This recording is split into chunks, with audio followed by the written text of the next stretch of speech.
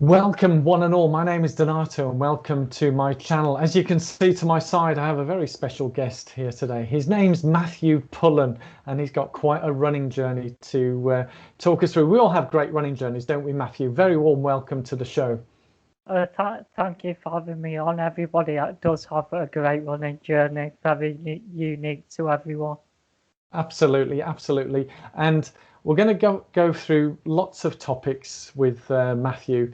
And whilst a lot of people, you're a young lad, 18-year-old, is that right, Matthew? Yes, And people will think, what can an 18-year-old teach? So we're going to go through a lot of topics, and some of these topics that we're going to go through, you may have seen a previous interview I had with Laura Beth, where she was talking through eating disorders, and it's difficult topics and topics that even myself find challenging. And I know we spoke, Matthew, didn't we, last week, where we discussed, and we appreciate that sometimes if we do touch on trigger points with these topics, or it brings things in, it's just to be aware that this is quite normal, and that there are helps and guidance. I'll put links in the description where if you need to speak to someone. But like me and Matthew are doing now, we're just going to have a chat and share Matthew's running journey with you. And it's a message because you reached out to me, didn't you, Matthew? After you saw that interview with Laura Beth, you messaged me, and you were very direct, weren't you, Matthew?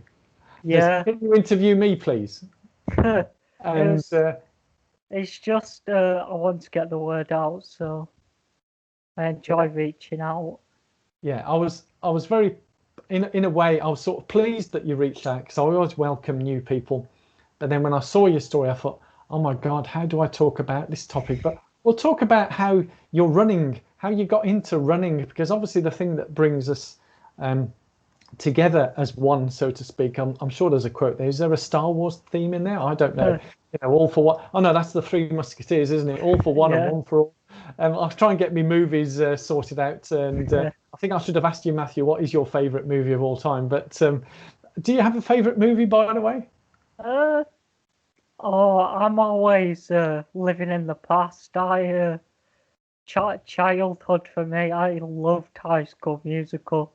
Yeah. Oh, yes. I remember that. High School Musical. Well, we won't break into a song. If I had some other stuff, I could be clicking on some music and we'd be all off dancing and whatever. Yeah. So High School Music, I remember that vividly. It was a brilliant movie. I mean, my children at the time, and because it was one of those movies that it was big, wasn't it? I think a lot of the stars have got to do great things. But for you, Matthew, you're running. How did you get started in running? And what running feats have you been up to? Honestly, I started running not because I wanted to. It was my twin brother Alex who got me into running. He basically he invited me down to the running club that he ran for, because he started running about a year before. He was like, "It's no competition for me. Everybody's so much older than me. Will you just come down and give it a try?" So I gave it a try and fell in love, and then I've done like park runs and stuff, and now I'm racing. Yeah. You say you're racing. What distances? Do you have any favourite distances? I used to do 5Ks, 10Ks, up to half marathon, but now it's not really. I'm just getting my fitness back. But my favourite race was definitely my first race, which was a 9K trail race. It was wet, but really enjoyed it. Yeah. So do you tend to prefer trail races than road racing? Well, I've only done 2 races before all of this. So I did a 5K and I did a 9K trail race. But I preferred the trail race probably because it wasn't a park run, it was like a great run local. I'd been running there a few times. Yeah. And that was mainly trails, so nice. I guess I was used to it.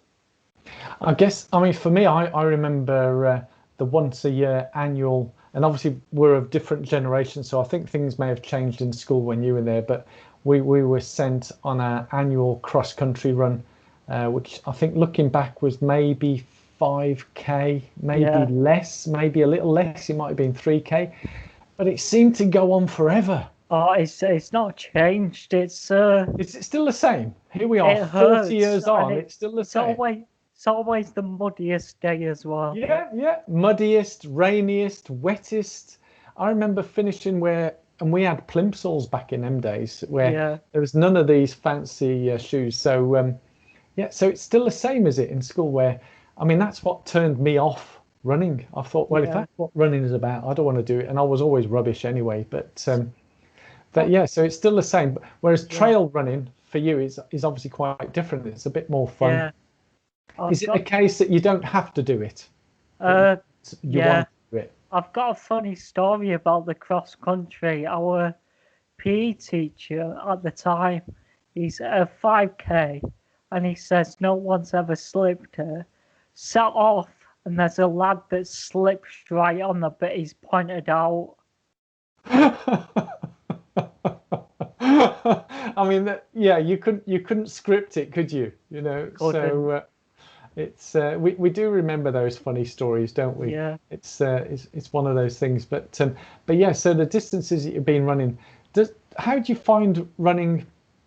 And we'll talk on. Tell us more about you know th- your childhood and your life, how you've come from. I guess being 18, a young lad, you look fit, young, and healthy. Um, So so the story that you're going to share, people might be surprised, but just tell us your story in your own words, Matthew. What so, what you want to share. so we'll start off from the beginning. So That's a good start, yeah. my first 2 years, I think, were absolutely fine. So lived a normal childhood and stuff. Then the third year of my life, my nursery teacher, she noticed that I was getting a bit dizzy, and I was like holding my head in a weird way, and found out that I had a high grade ependymoma, which is a high grade cancerous brain tumor. I think it was grade 4, which is obviously the worst, so Mm. life threatening. And then had that removed by one of the top surgeons in the world, and then had 30 sessions of radiotherapy, and that was gone. And then I think it was when we found out mine was gone, my mum unfortunately found out she had breast cancer, and they treated that with chemo and surgery. That was good. And within this time, my parents had also had my little brother now. And then a few years after my mum was cured, they found that she had cancer again, and she was getting really unwell with it. And fortunately, when I was 9 years old, she died. And then now I've just lived a normal childhood. I'd still had effects from my surgery, so I had effects with my growth because of where the radiotherapy had splashed, and I also had effects with like a tremor and remember cognitive stuff. But I did well in my. So, for example, I went through all of high school and did quite well in my GCSEs, but I got extra time and stuff, and then I was also in sports teams and stuff, trying to live my life. Right, right. So that's quite a lot to go through for a young child, where you've been through, life-threatening at the age of 3. You overcome that, and then it's almost like life throws, losing your mother at such a young age to cancer. I mean, how do you how were you processing that at the time? You know, being a young child, you know, you say you were taking fitness, you're trying to live a normal life there. Yeah. How do you recall how? I mean, is it something that you bring forward to now So in the your life? cancer, my cancer, I couldn't really remember it. I just know Mm, that I've had checkups every year since. yeah, So yeah. I've been going to the hospital since 2006, and uh, I think I've really started to process all of it in like year 9, year 10, which Hmm. is obviously quite far apart where I actually hit depression because I just couldn't manage things. I was wondering what it was. And then Mm, obviously my everything had just came back to me and things didn't seem to be going well in school. Although I was still hitting the grades, I was having trouble with my friend group and everything just came at once. So mm, mm. I had to have a lot of counselling to get better. Yeah, yeah. I mean, it's almost like some people talk about a feeling of overwhelmment, which obviously what you were getting, and some things get too much. And did were you advised to seek counselling, or did you decide yourself that I need to speak to someone? I'm going to be really open here. So I actually started harming myself and I knew I needed to stop. And Mm, I told my friend, I was like, I need help. And then yeah, I'd been getting counselling. So then I went into counselling for about 3 to 4 years. right, right. That's, I mean, to come out and say that, I can appreciate it's very difficult for you, Matthew. Um, but by saying to your friend you need help, you acknowledged that you wanted help. I mean, there may be people watching this and they're keeping it quiet, keeping it to themselves, and whilst they know they need to something, what would you say to them? You know, whether they be self-harming or going through overwhelmment or depression, what would you say to them? You need to get help. Just, you it sounds selfish, but I kind of thought because of how I was feeling, I've starved myself of life opportunities and Mm, like other things, like yeah. happiness with family or something. Mm, That hadn't happened, and when I told someone, it didn't automatically go away, but it actually made you feel like you are wanted. Because I know you feel really lonely when you've got it, and mm, mm. there is people there to listen, and you can get through it, and there's a better life choices. Yeah, yeah. So I guess in a way, it's it's it's taking it a step at a time, and as you said, it doesn't go away straight away. And I think often, and I'm guilty of this as well, you know, I've not been through anything like you said, and there's a lot of people watching this who would never want to go through this, but there may be some who are. And I'm guilty of this. I don't have much patience. I want everything instant. We live in an instant society.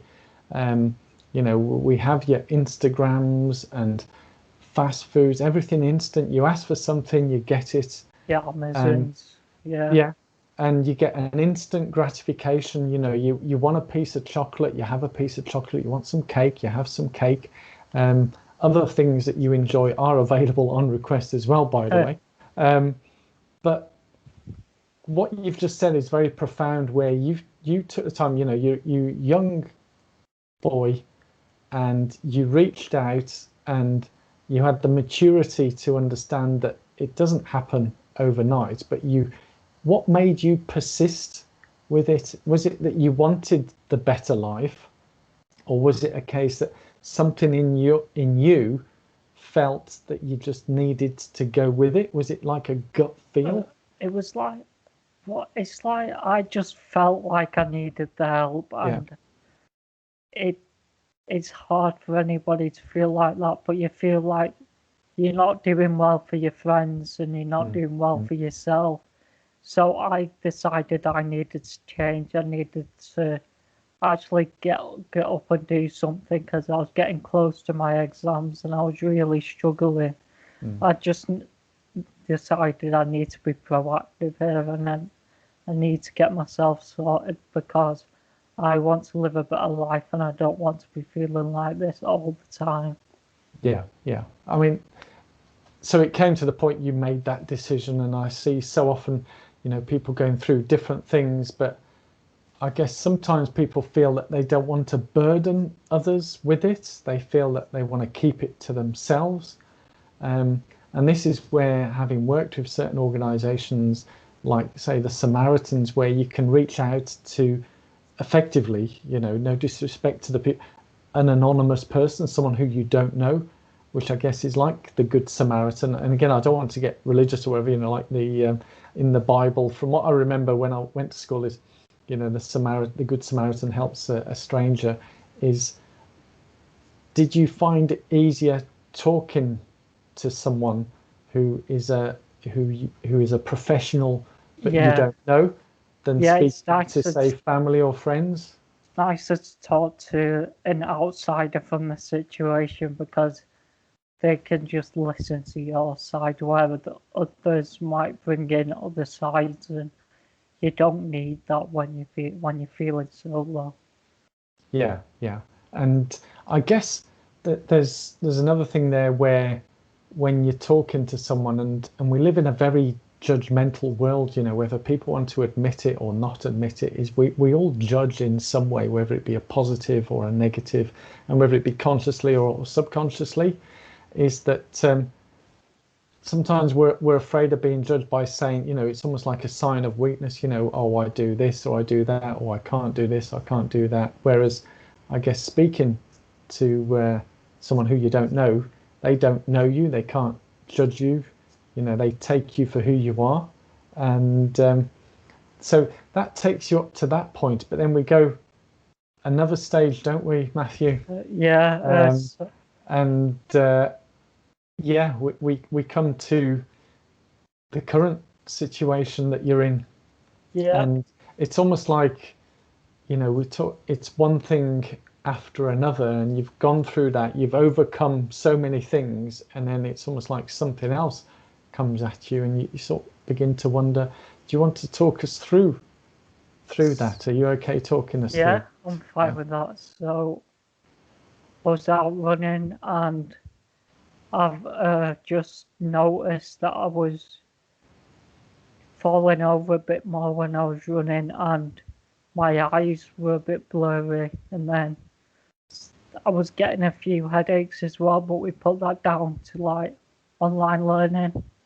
And then I just thought I need to see the oncologist, who obviously I was still in touch with. So, like I said, I see them like every year.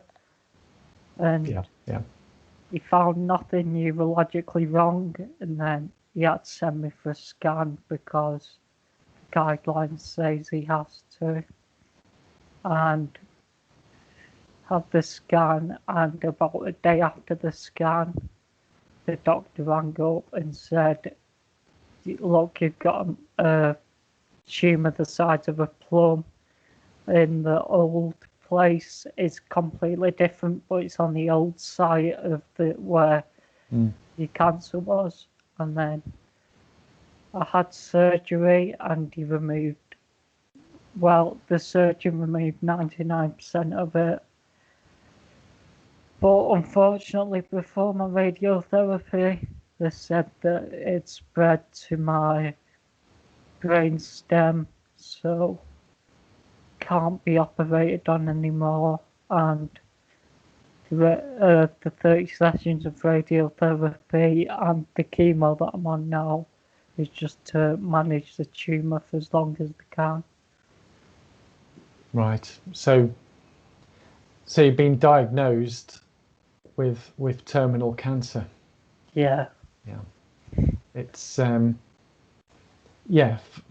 for me, when you spoke to me originally, and I did say it with you before we were recording it, it's a very difficult subject for me personally, and I know it's difficult for a lot of people, and I know it's difficult for you as well, Matthew. You know, here sharing it with us all.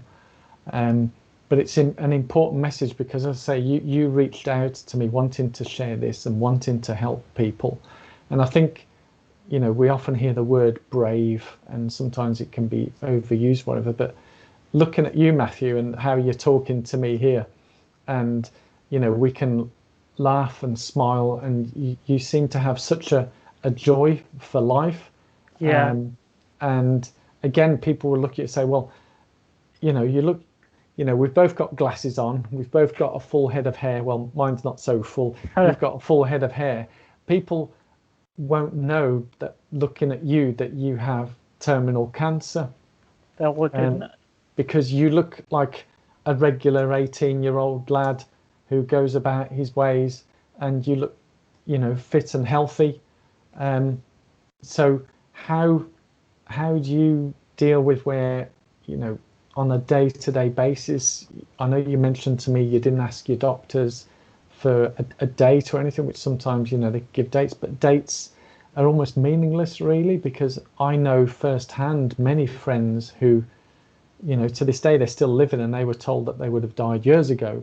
There's something with, and I think there's a centre in Bristol, you may have heard of it, Matthew, with that deal for cancer patients, where they use, you know, people, you know, in terms of their positive attitude or whatever, can seem to live through troubled times, you know, and what you're going through. So clearly you're doing something right, Matthew, that you have a disposition to that. Is there anything you want to share? How do you deal with each day?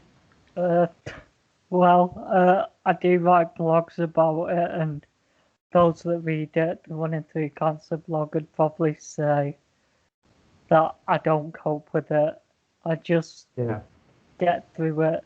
It's not you don't cope with it. It's just there, and you just need to be open about it and talk about it. Like, sometimes I feel like I'm center of attention. I don't want to be center of attention, but it's because your friends care.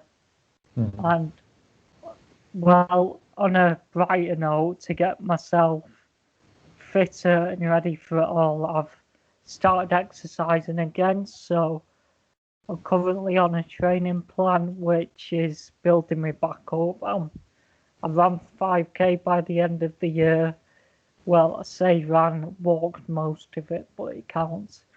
And I'm just not being hard on myself, because I know that the fitness will come. It's just for how long it'll last. And this year I've also got my A-levels, which no one knows what's happening at the moment due to the current situation. And it can be quite stressful, but I've just decided I need to calm down about it, and just health comes first. Yeah. It's mentioned about dealing with the current situation. You know, currently here in the UK, we're in lockdown, and there's a lot of people, and I can understand that, where people are stressed. They don't know what tomorrow's going to bring. We never get any clear messages, and for you guys, irrespective of everything that you're going through, Matthew, just the uncertainty. You mentioned A-levels. We don't even know yet whether the A-levels are going to go ahead or not, or what they're going to do. There was a bit of a mess last year, but we won't go into a COVID debate. Because that's a whole new seminar, I think, for a whole week, probably, Matthew, don't you think? Or maybe a month. I don't know. We could really string that one on. But this one's about you. I have nothing but admiration for you. How, for me personally, I mean, I often get feelings of overwhelmment and things, but a lot of it is I bring it on myself. For you, you don't have a choice. These are all thrown at you. You mentioned that 5k. Every 5k counts, whether you walk, run, crawl. It's getting out there. So do you find getting out there, raising your fitness, is that something positive that you can focus on, that you feel good about? It's, you could call it a coping mechanism, but Yeah. it's not. It's just something I enjoy doing, and I can do it still. So I'm gonna go out and enjoy myself while I can. So it's, as we're getting close to Valentine's Day, would you say it's for the love of running? You love your running. Yeah, I've I actually think got a shirt that says it as well. I what love for the love running. of, oh, I love running. Yeah, Hey, excellent, excellent. We should have prepped this and said, put the, because we're recording this before Valentine's Day, but this will be broadcast after Valentine's Day. So I guess the romance is in the middle. So will you be going out on a Valentine's run on the Sunday? uh, probably not. Oh no, you're supposed I to say yes. it's a Yeah, Sunday, so yeah. I'll either be doing a little ride and some yoga or just some yoga because Ah, right. So you do do everything. I've got a training plan and I run Monday, Wednesday, Saturday, so I don't want Perfect. to really go off it. Do you know what, Matthew? You just reminded me of my training plan. Mine was Tuesday, Thursday, Sunday. So Yeah, yours is Monday, Wednesday, Saturday. So it looks like you're doing the same training plan as me. And you mentioned yoga and cycling as well. yeah. Yeah. So do you find that yoga helps as well, cross training? Oh, I don't understand how they do it. It's like you can't bend in those directions. I don't. But I do it, and I do feel better after it. And the cycling, I've only just got an exercise bike from a charity, and I feel fitter already using it. Yeah.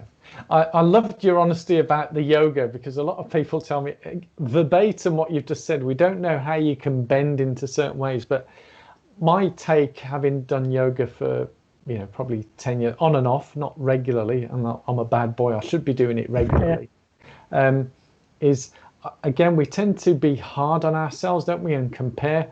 Is when I look at my yoga teacher and how she can bend, and I look at other people in the class, whereas me, I just sit at the back or stand at the back and out of everybody's way, because if they saw me in terms of the moves, I don't think it looks very majestic or very yogi type. So I wouldn't worry about that, Matthew. But the key thing, my take from what you've just said, is you feel better when you're finished. yeah, you feel much better. It's weird actually because exercise, although you think it's going to make you tired, it actually reduces fatigue, which is kind of weird, but it works. So you just need to exercise.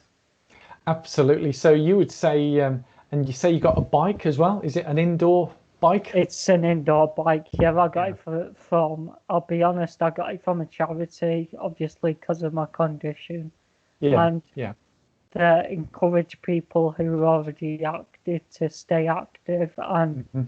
we got a grant, so I've got something for inside when it's too icy and cold. Yeah. Yeah.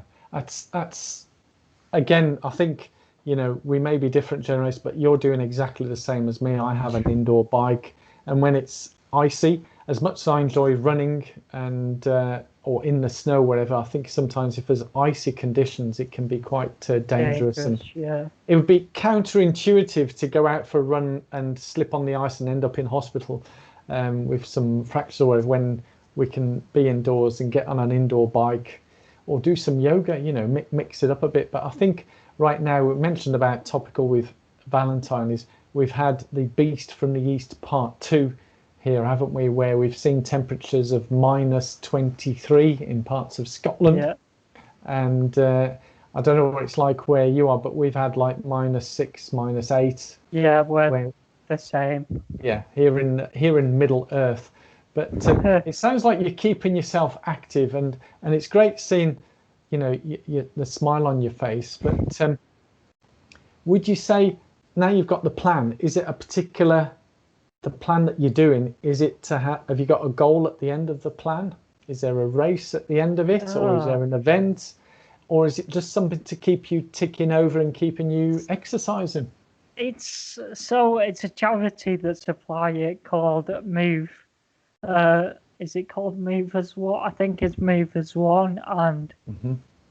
they've also got a 5K program which I might do, but they basically supply it for people with cancer or after cancer surgery to Hmm. help gain the fitness back. Yeah. Because Yeah. obviously, after my first one, after my first surgery, I wasn't so strong, so I struggled to walk. But this time, having this there, I was able to walk a lot faster. Mm. Mm. So it does help with that, yeah. Definitely. Excellent, excellent. So with what we've been talking, and I'm so grateful of your openness and candidness with what you've been saying and what you've been through. And but could we close on a message of philosophy in life that you have Yeah. of how, because you've gone through so much, and I can't even begin to imagine what you've gone through, and a lot of difficulties, and you've overcome them, and now you're living with and running with what you have. Is what do you have a message or messages of philosophy in life? Because you look happy and full of full of joy. Is what message, philosophy of life do you have, Matthew? Well, it's better. There's quite a few that I have. So the Tell first us all of one. them. Tell us all of them. So the first one is I'd rather be suffering than anybody else. It's not nice, but you just got to go through it. It's like at least I'm used to it. Hmm. That sounds bad, but I'm used to hospitals and stuff now. I've Yeah, been going since 2006. yeah, So yeah, the second is life's terminal anyway, so why not just do what you want with it, live it. Obviously, to an extent, don't go out breaking the law or something. Just yeah. do Okay, what you enjoy, and then keep it lawful. Yeah, yeah. And the last one is just you need to show how grateful you are and how much that you actually love people and enjoy your life and be kind to yourself and be grateful for what you've got. that's absolutely brilliant. I think the gratefulness is almost essential, especially with the times that we're going through now for a lot of people. I have to say, Matthew, I've been very touched with speaking with you and sharing with you and listening, and I'm sure the people who are listening as well, and people are open to leave comments below as they will with this video when it appears on YouTube.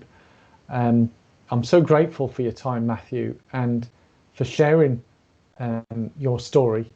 And it's not an easy topic for a lot of people, whether it be sharing or to listen to. And but for you, such a brave lad, and I think it's fantastic.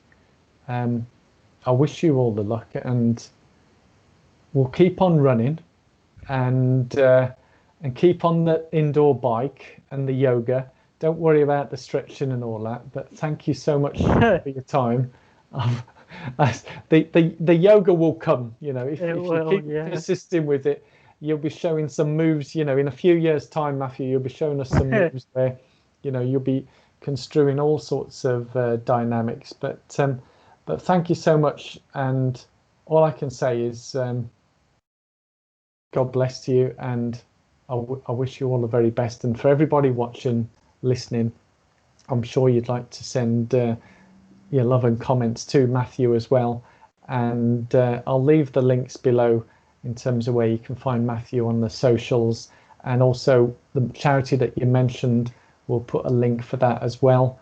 And anything else Matthew would like to share with us, we'll put on there. But thank you. Thank you so much.